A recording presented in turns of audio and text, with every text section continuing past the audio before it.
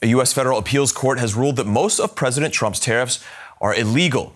A majority of the judges agreed that Trump went beyond his authority as president by declaring national emergencies to impose taxes on imports from countries around the world. However, the court left the tariffs in place until mid-October.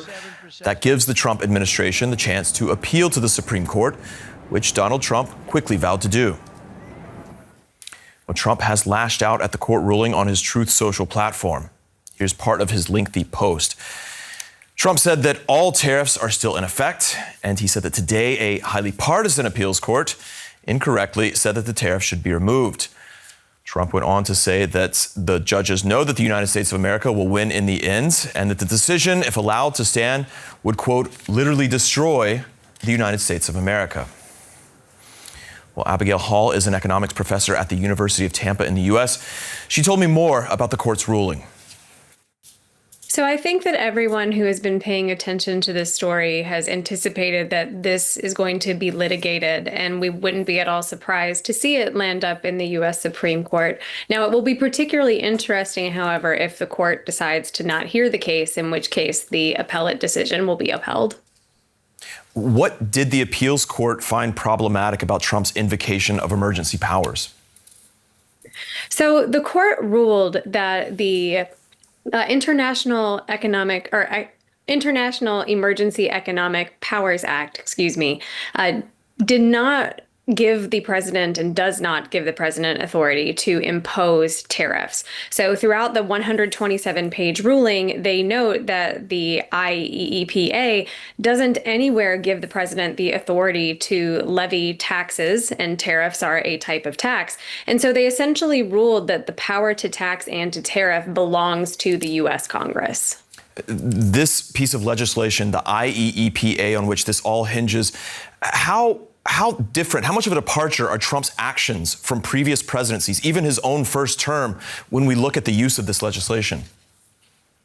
So this is certainly a departure. Now, the IEEPA has been used before, but certainly not in this way and not to impose tariffs. And so this really has been a significant departure, and the courts are really pushing back on the president's attempt to extend his authority. You made the point that the U.S. Supreme Court might choose not even to take up this case, which means that the ruling would stay with what the appeals court just ruled. If the Supreme Court does take it up, what are we likely to see? At this point, it's really unclear. As an economist and not a legal expert, it's difficult for me to say one way or the other how the court may or may not rule. I know that for those of us in the economics profession, that we are hoping that we see a return to previous policies that are more amenable to freer trade, especially among our largest trading partners, which the ruling today, if it does take effect, would allow us to return, at least in some meaningful way, to those earlier trading agreements.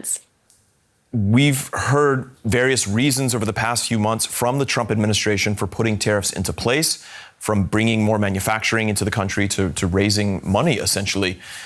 Can you say how big a blow would this decision against his actions and against that kind of rationale be? Well, this ruling certainly cuts against really kind of the hallmark of Trump's second term in terms of trade policy. So as you mentioned, tariffs have been touted by the administration as fulfilling all different kinds of political goals, whether it's revenue generation or stopping the flow of drugs or immigrants into the United States.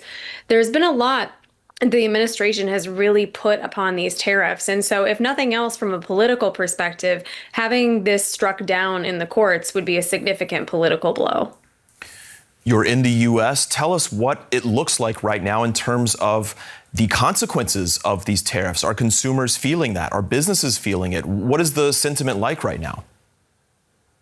So, one of the things that we've started to see, especially with some updated numbers from the last couple months with respect to job reports as well as consumer prices, we are seeing that prices are trending higher, particularly in certain sectors. One of the most kind of visible ones for many consumers has to do with electricity and natural gas. So, both of those prices are up substantially since January. Electricity is up about 6%, natural gas is up about 8%, and those numbers are even higher in other places. So we are starting to see some of the real impacts of these tariffs, and then especially with the recent elimination of the exemption for small imports, so under $800 are not subjected to duties or tariffs.